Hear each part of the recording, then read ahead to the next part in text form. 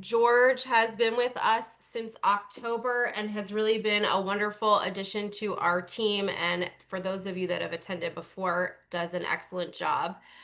He's a seasoned landscape professional with over 20 years of experience in the green industry. He brings a unique blend of technical expertise and business acumen to every project, backed by a bachelor's degree in business and comprehensive portfolio of state and industry certifications. Throughout his career, George has specialized in sustainable landscape solutions, irrigation efficiency, pest management, and outdoor lighting systems. And he's widely recognized for his commitment to environmental stewardship, client satisfaction, and industry best practices. If you've joined us before, you know George holds quite a few credentials, and these include the Florida Certified Horticultural Professional Certification. He's a certified Florida Green Industry Best Management Practices, Commercial Landscape Maintenance Pesticide License. He is Florida Certified Pest Control Operator. He's a Florida Water Star accredited landscape, and irrigation professional, an NDS professional drainage contractor, and a Cast and Amp certified landscape lighting installer. George continues to be a driving force in advancing professional standards across Florida's landscape industry, offering practical and sustainable solutions to residential communities, commercial properties, and environmental restoration. Today, George has a wonderful course for you all, the Green Standard, which is going to be really helpful for you if you're in a community that's looking to get proposals from other landscape companies to meet your budget requirements for the upcoming year. So I will turn it over to George. Thank you very much, Lindsay. Good morning, everyone. As Lindsay mentioned, my name is George Kennedy. We're going to do a class this morning on the Green Standard, what to look for in your next landscaping contract. I have been in the industry for more than 20 years, helping communities like yours in this area. At the end of the presentation, we will do a wrap up, and then we will do a question and answer, and then we will complete a 10 question quiz together. All right, so let's just dive right in. Why does it matter? Landscaping isn't just grass and plants. It's often the single largest expense on your property. Today, we're going to break down exactly what to look for and how to negotiate a contract that works for you and not against you. Poorly written contracts lead to inconsistent services, unclear deliverables, budget overruns, and unhappy residents. When a contract is vague, you're leaving the door open for interpretation, and that usually benefits the vendor and not the community. All right, here's some common contract pitfalls.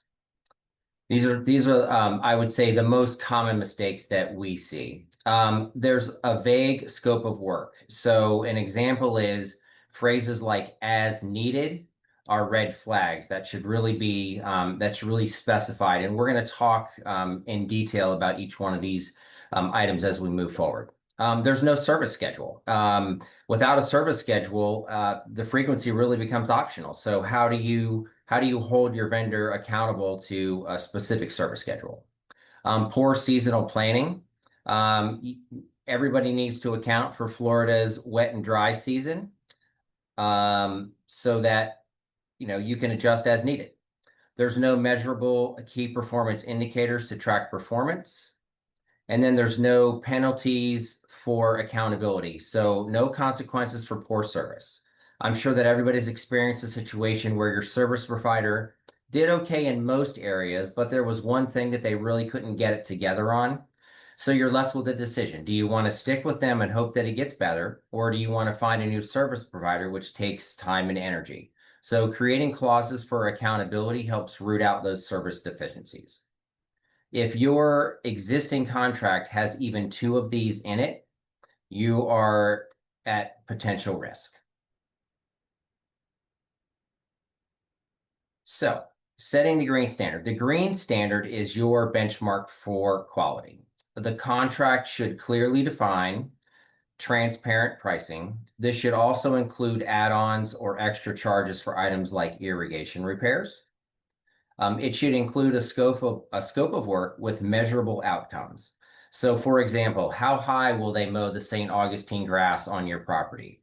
How often will they edge the soft edges on your property? How many times per year do they conduct weed control? Those are all examples of specific measurables that you really want to look for. Do they practice sustainable and compliant practices? So there's the minimum standards which are set forth by the state of Florida and the United States EPA. But does your provider attempt to do a step further?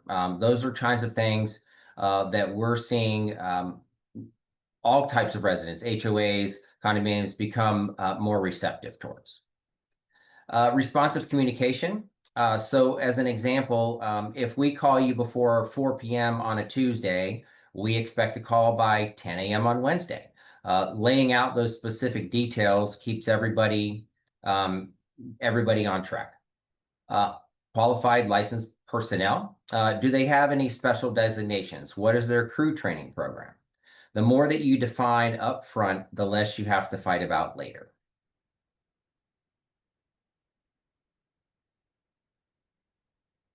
Okay, here are some of the key elements of a high quality contract.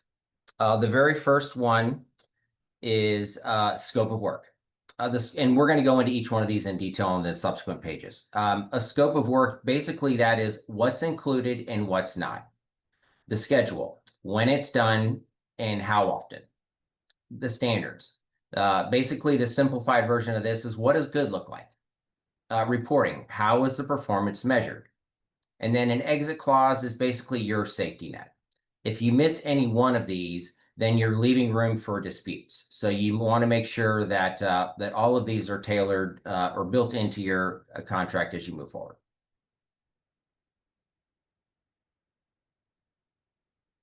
Okay, so the first item we'll talk about is the scope of work. This is the heart of the contract, basically where the rubber meets the road. So you want to make sure that you're spelling out in minute detail turf care as an example, mowing frequency, edging, weed control, tree and shrub care, again, pruning, fertilization, pest control. If you're going to have seasonal color or mulch, is there a specific time frame, specific color of mulch, the types of seasonal color that you want, the irrigation inspections and repairs, how often are they going to be inspected? What can we expect from repairs, et cetera? Is there a plan in place for storm response? That's becoming more and more common with the amount of hurricanes that we've seen lately. What happens with debris that gets generated on site? Is it left on site or do they take it with them? If these things aren't written down, then it leaves room for speculation, and so then it becomes basically not enforceable. Okay, next item is frequency and schedule. So a good contract includes a service calendar. Just a quick side note, as we get to the end of this presentation, I have a number of examples of deliverables that we provide with our clients. So just as a way, in case you're not getting those from your provider, you can kind of see what you could be getting or should be getting in our case. So it's like I said, we'll go into that as we get to it. But I just wanted you to know that one of the questions we get asked a lot is, well, what exactly does a irrigation checklist look like, or those kinds of things. So we'll go into those. So a good contract includes a service calendar. That means weekly and monthly benchmarks, seasonal adjustments for wet and dry schedule, defined flower and mulch changeouts, built-in flexibility for weather, but require advance notice of changes. That keeps everybody, keeps the residents happy. That's primarily the reason behind that. All right, so the next slide is standards and key performance indicators. Without measurable standards, you can't hold anyone accountable. So here's a few examples of suggested standards and some suggested timeframes. Again, these are just suggested, so you need to look at these individually and figure out what works for you. So response time for work orders. A response time for a work order, in our opinion, should be 24 hours or less. And if it's an emergency work order, it should be 4 hours or less.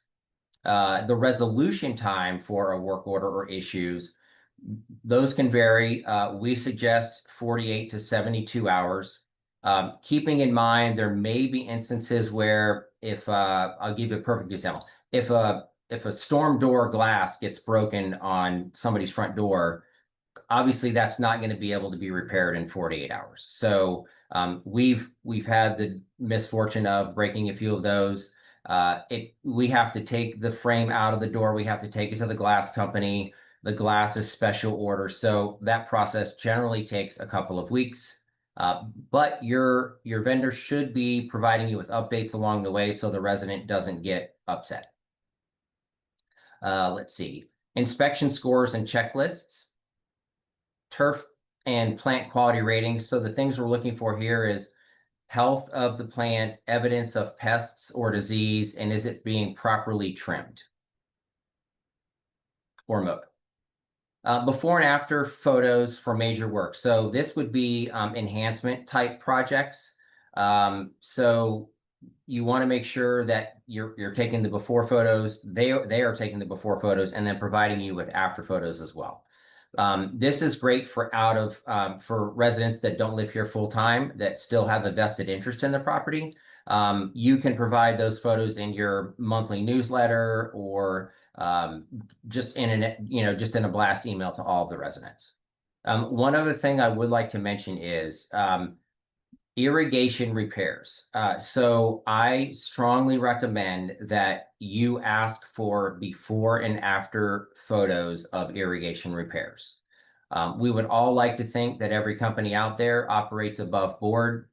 There's been 2 properties this year that we took over where significant irrigation repairs were not completed or were completed, in our opinion, in a very subpar fashion. So basically the communities where this happened, they were taken advantage of by the previous vendors. So making sure that you get before photos and after photos of the irrigation repair is just good state of mind, good peace of mind.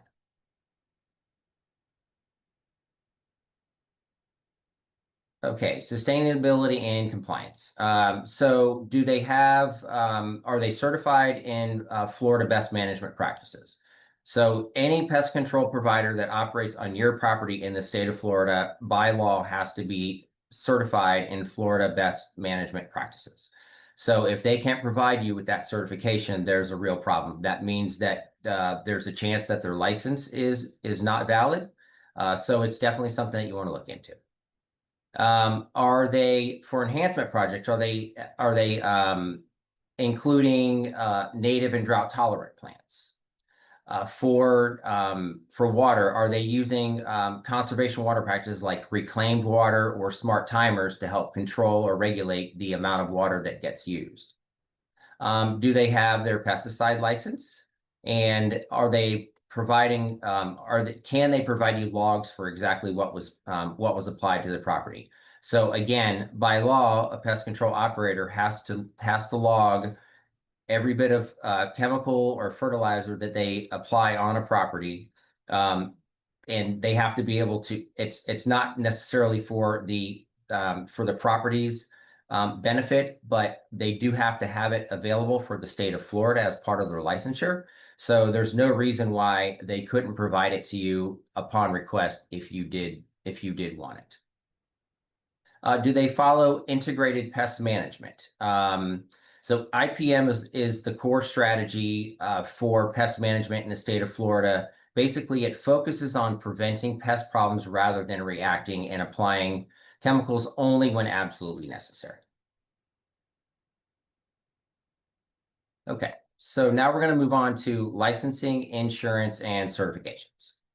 So obviously, at a bare minimum, they need to have commercial liability and workers' comp protection. I would be very skeptical of entities that will provide you with a workers' comp exemption. I know it is legal for, I believe it's if you're operating a company of 3 workers or less, you can provide exemptions for those workers. The question that you want to ask yourself is, what happens to that person if they get hurt on your property? What happens to the association if they get hurt on your property? They're going to be coming after the association's insurance company to try and get benefits to cover their injury. So I know it's a legal practice, but I don't think it's a good practice. So it's definitely something that you would want to consider when you're looking at vendors for your property. Do they have their license, pesticide license? Do they have any horticultural certifications? Like, are they a certified arborist? Are they a Florida certified horticultural professional? Do they have any irrigation certifications? Those are always nice to have. Again, we talked about BMP compliance, but it's definitely something that is that needs to be looked at. So no licensure should equal no contract. Okay, we're going to move on to communication and accountability. So the contractor should require monthly manager walkthroughs, digital reports with photos, and I'll show you a sample of the report that we provide to our residents every month, just so you're aware again of the types of things that you can be receiving. There should be a clear resident feedback process. So if a resident has a complaint, we want to make sure that that complaint is settled. So there should be a discussion within the language of the agreement about how those are, number one, received, number two, tracked, number three, resolved, number four, fed back to the association so that that feedback loop is closed. There should also be an escalation path for unresolved issues. So if the property manager uh, receives a request from a resident 4 times and nothing's happened, then either the property manager's at fault or the vendor's at fault for not responding to the property manager. So resolving it through the property management company or asking to speak to someone higher in the landscape company is certainly within your right. So we will talk about payment terms and value protection. Tie payment to performance and make sure that there's benchmarks there uh, before payment is made. You want to ask for credit clauses for missed work. So if by some chance the property couldn't be mowed this week because of inclement weather, how is that handled within the vendor's company that you're working with? So we at our company we call it a bank. So it's an internal term that we use. So we bank the hours that we might have missed because of a rain delay. And then we'll usually speak with the property manager at the time and ask them how they want to handle it. We can either come back later in the week to catch up, or if it's necessary for us to skip a whole week, those banked hours can be used later in the off season for something besides just regular maintenance. Again, just a creative way to help solve a problem. Inflation caps for multi-year contracts. So if you have, a 2 or 3 year agreement, make sure that year 2, there's not, some crazy 15% increase in your agreement. We try to look at it as in terms of, what is a sensible cost of living increase, and again, those things are negotiable, but it's something that you want to start with. Normally, it's either a 3 or a 5%. So also make sure there's no hidden upcharges. A lot of times those can be hidden in enhancements or irrigation repairs. So make sure that you're looking those over with a fine-tooth comb to ensure that everything's above board. Enhancements versus maintenance. So you want to keep your budget separate, even if it all comes out of the same basically bank account. You want to separate your maintenance budget, which is routine service, from your enhancement budget, which is upgrades or new installs. So if you're not doing that, it just potentially creates issues down the road. Okay, here's red flags to watch for in any landscape contract. If you see a 1-page proposal, I would just walk away. If a vendor consistently tries to reschedule or completely dodges meetings, you definitely want to, reconsider. If they can't provide you with licensure, that's also something that I would watch out for. And then if you consistently see new people on your property every week, frequent staff turnover is definitely an issue. And we'll talk about employee training a little bit, but that's where it becomes important, right? If you're consistently turning over and you have new employees all the time, those new employees have to be trained to the standard. So if it's a new person every 2 weeks, that's a really difficult chore for any company to train somebody up to that standard. So that's the reason why that's a red flag to watch out for. Okay, how to vet a vendor. I'm sure most of you have been through this, but here's just a few suggestions. You obviously want to get 3 HOA references, and I would say 3 HOAs similar to yours. So if you are managing a 12 building, townhouse complex, looking for a 12-unit condominium is probably not the same thing. So you want to find something that's relative to what your property is. Ask for sample reports.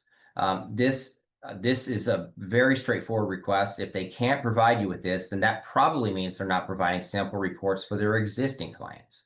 So again, make sure that they're providing that to you. Training programs. Ask them if they have an employee training program and if they can provide you with, with a copy of that. We train 52 weeks out of the year. So every single Friday, we have a training class for our employees, and it varies depending on which division you're in. But that training program is set out a year in advance. So we know all the way through December of this year exactly what classes our employees are going to be in. So we also have an onboarding training program for new employees. So I would ask if you're not completely comfortable, or if you just want that extra detail, to make sure that there's a training program in place. I would also ask for supervisor to work ratios. If you have one foreman on the job site and 20 employees, that's going to be very difficult for that manager to handle. So you definitely want to make sure that that ratio is in check. I would say one foreman to up to 5 workers is very realistic. Anything above that, and especially on a large property, it just gets to be a little bit more difficult to manage. And then also go take a look at at least one of their other properties, just to see how they're maintaining that property. If you see any red flags on that property, then there's a chance that there might be red flags on yours. Okay, there's pros and cons to multi-year contracts. Pros is you can get predictable pricing. You can establish a good relationship with a vendor. So if you find a vendor that you like and they're providing you with the service that you want, it doesn't hurt to consider a multi-year agreement. But if that's the case, you just want to make sure that again, everybody's being held to a standard, so there's no complacency that gets put into place.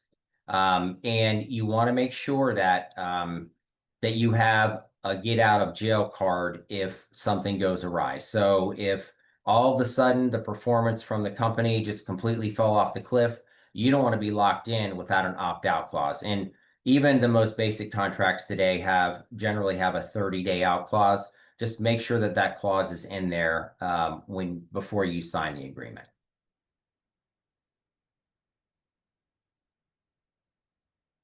Okay. You want to build in quality control. So independent inspections. So this is, and this is a new concept for us, but I like the concept.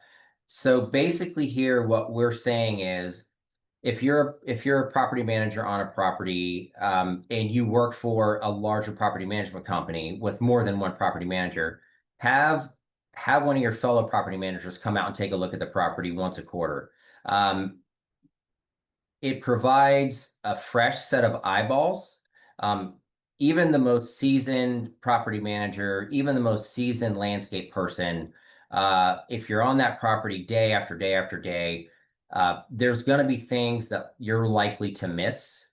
So having a third set of eyeballs is, in my opinion, a really good idea just to get a fresh perspective on something. If you don't have another property manager, maybe your manager could come by and take a look. So just a suggestion, but I do think that it's a good idea. Checklists for each service category.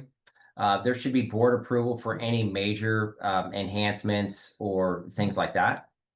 And then you want to make sure that you're getting feedback from the residents. So if you could send out a survey to your residents, even annually is sufficient in our opinion. A lot of times you'll find that residents have really good ideas about the way that, some things could be done or should look. So definitely not a bad idea to include the residents in your thing. So, all right. So technology matters. The technology in the landscape industry has increased exponentially over the last even 5 years. So we have all of our crews are tracked with GPS trackers. Uh, that's a variety of internal benefits for us. It also acts as a nice backup system in the event that there's ever a question about the amount of time that they spent on a property or those types of things. So we're able to look down to the minute of where our employees are at all times. That becomes helpful for not just us, but also for you. Is there mobile reporting? Do the field personnel have the ability to take a picture of something that's wrong on a property and send it to the management team so that they can review it and create a work order if that's necessary? So an example would be you've got a person on a property and he notices that there's a broken sprinkler head in front of unit number 24. So instead of just ignoring it, we asked all of our employees, stop for a minute, take a picture of the broken irrigation head, make a mention of where it's at on the property, and then we have an internal production data or an internal production system that we use called Aspire that tracks all of that. So he uploads it from the phone.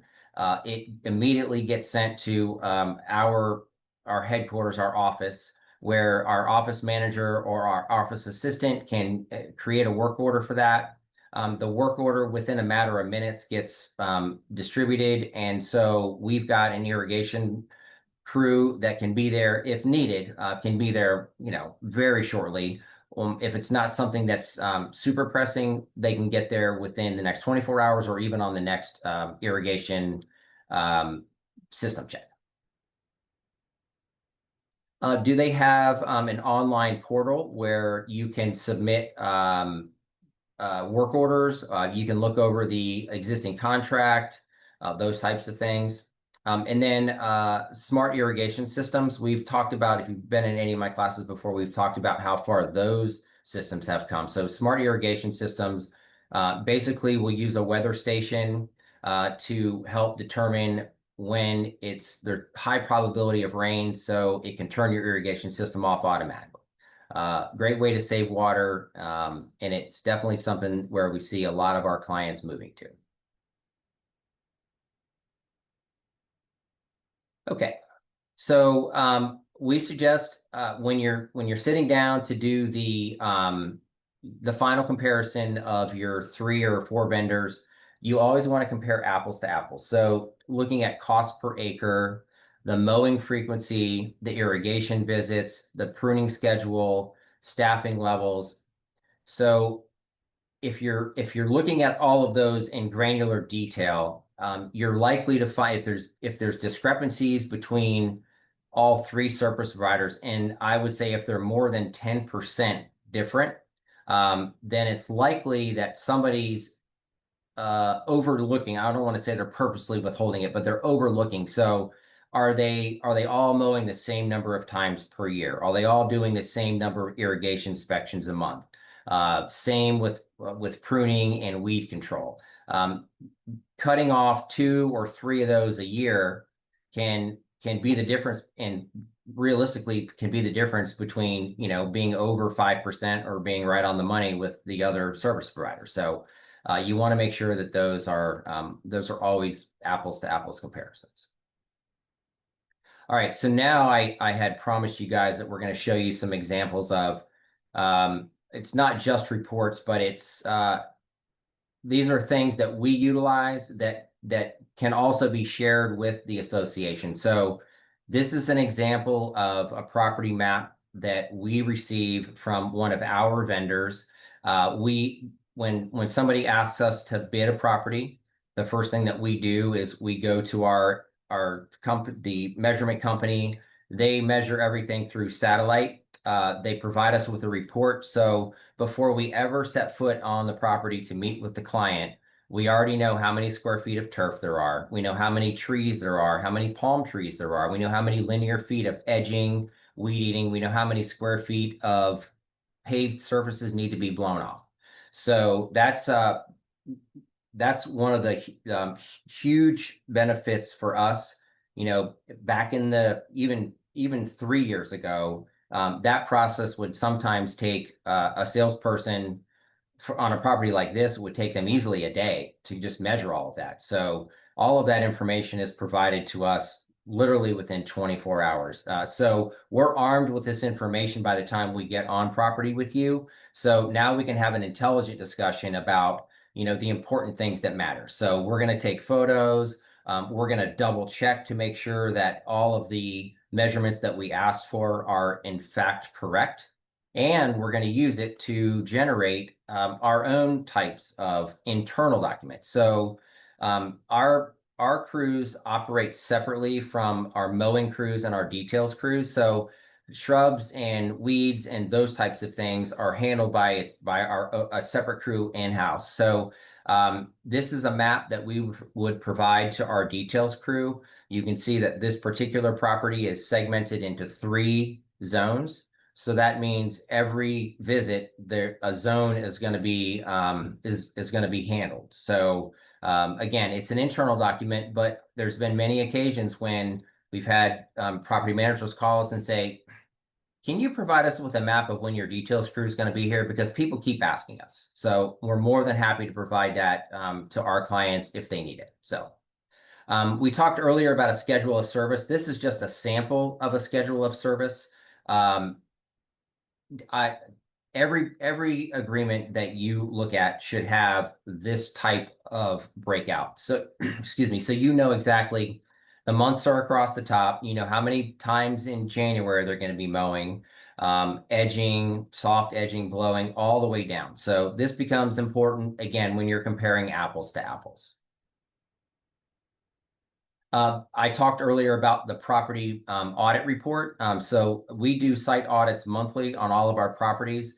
This is just, I know this is a little bit hard to see, but this is just a sample of the first page of our property audit report. So we have an account manager that will visit the property and give it in what we say an honest score. We don't, the customer, we don't always send these to customers if they're not interested in them, but if they are, they get them every month. They don't want to see a property audit report that says 10 scores of 10 all the way across the board, because obviously there's always going to be something wrong with the property.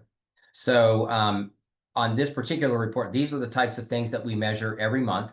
And then it's assigned a score. So you can see for mulch, I know maybe you can't see it, but for mulch and ground cover, the property manager gave this a score of 1. So I only put the first page on here. This particular report had 3 pages. So on page 2 or 3, there would have been a description as to why he gave that a score of 1, which is the worst score that you can get. And more than likely, he would have included photos of why that was also included. So now, as a property manager, you're armed with this information, whether it's an issue with the service provider, or whether it's an issue with, as an example, well, we didn't budget for mulch this year. Now we need to make sure, well, next year we probably ought to budget for mulch because the beds don't look that great. So just an example of that.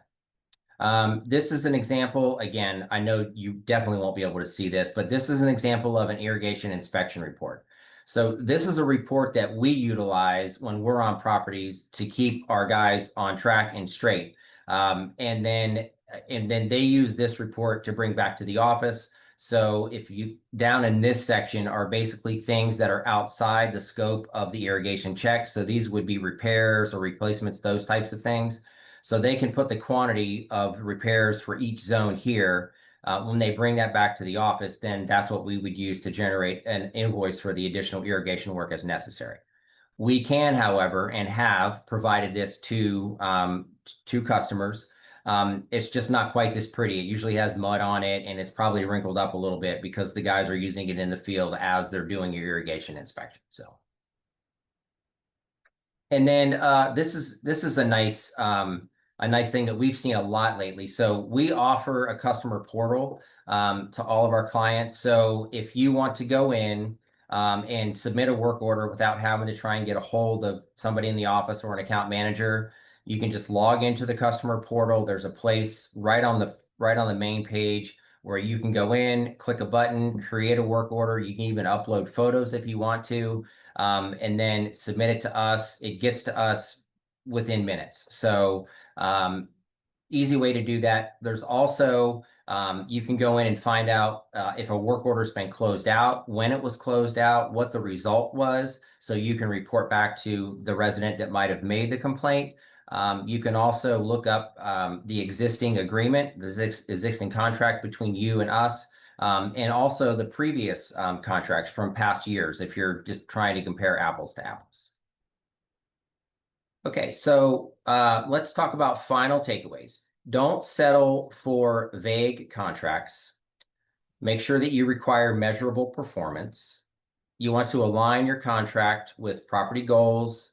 You want to review your contract annually, and you want to hold your vendors accountable to the green standard. So now we're going to move into questions and answers and any open discussion. So Lindsay, do you have any questions that anybody's asked so far? Not yet. Okay. So if anyone has any questions, you can type them in the chat or in the Q&A, and George can address those. Give you guys a minute if anyone wants to send anything over.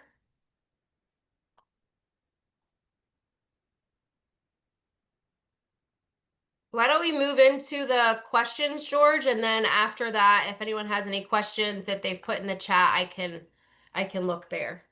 Okay. So we'll go right into the quiz.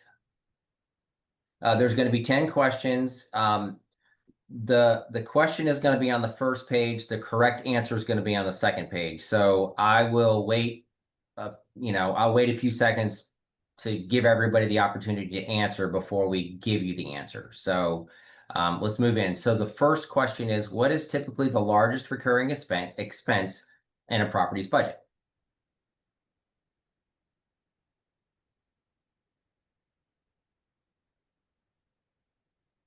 And the answer to that question is landscaping. Good job. Lots of right answers there. Okay, number 2. What should a well-written scope of work include?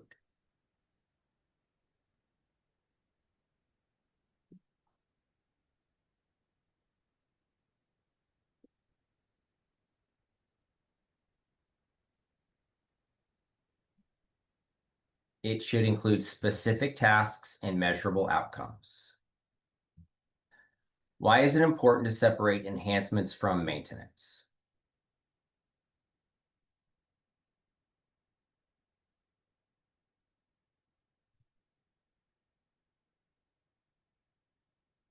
To avoid confusion and budget misuse.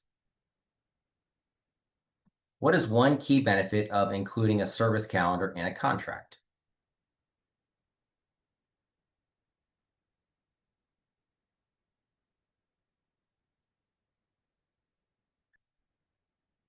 It ensures consistency and planning.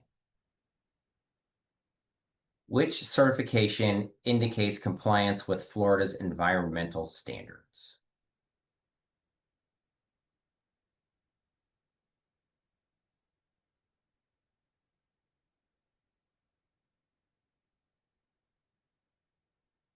That is the BMP, or Best Management Practices certification. Which of the following is a red flag when evaluating a landscape vendor?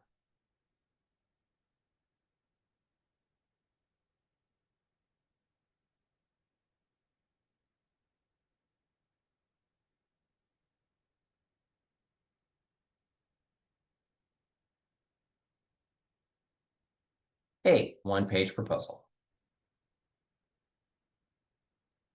What should payment terms ideally be tied to?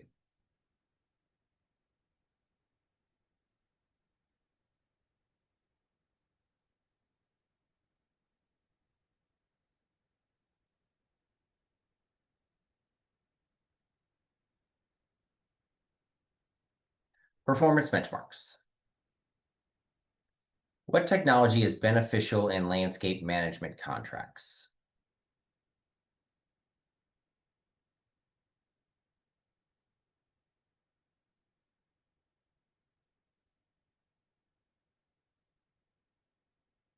GPS tracking and mobile reporting. What is a key reason to request staff to supervisor ratios?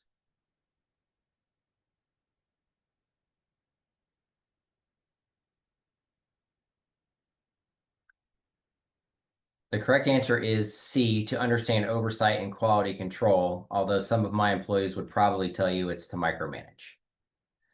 Why include independent inspections in contracts?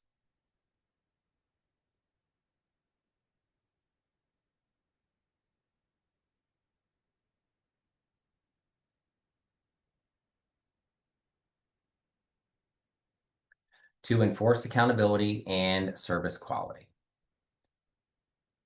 Okay, thank you everybody for attending. Lindsay will explain to you exactly how to get your CEU credit.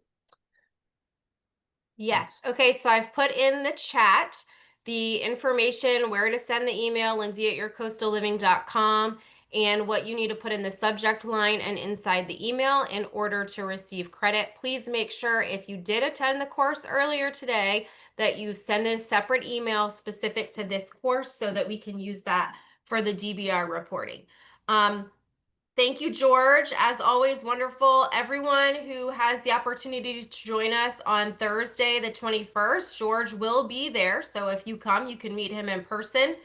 And I'm sure he would love to meet some of you that seem to attend on a regular basis in person because we see you come up in our attendees and in our chat. So thank you, George. I My appreciate pleasure. it. And everyone else, if you'll just give me 5 minutes to get ready, I'm going to come back on here in a moment and share the information that will give you the information for Thursday and how you can register if you want to attend that next week. Thank you.